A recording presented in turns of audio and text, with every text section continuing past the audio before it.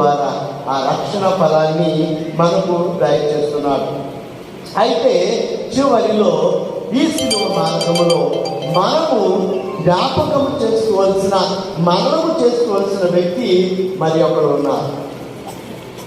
ఇక్కడ యేసు ప్రభును కించపరిచారు, యేసు ప్రభును తృణీకరించారు, యేసు ప్రభును మరి విలువ లేని వారిగా చేసిన ప్రియదేవి పిల్లారా, ఆయన తనను తాను రిక్తుని చేసుకుని ఉన్నాడు.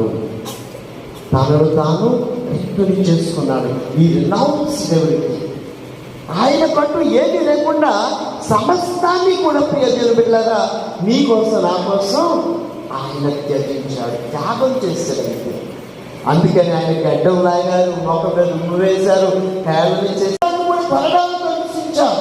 ఆయన రక్తాన్ని, ఆయన ఒడ్డులో ఉన్న నీటిని సమస్తము కూడా ఆ పొద్దు అనగా సమస్తాన్ని కూడా మీకోసం అర్పించారు. ఈ శిలువ యాత్రలో మనందరం కూడా గుర్తు చేసుకోవాల్సినటువంటి ఒక ముఖ్యమైనటువంటి వ్యక్తి మరియ తల్లి. అందుకనే క్రీస్తు శిలువ శ్రమలలో చివరి మాటగా క్రీస్తు ప్రభు చెప్తున్నాడు, ఏమని? వారు తమలో నా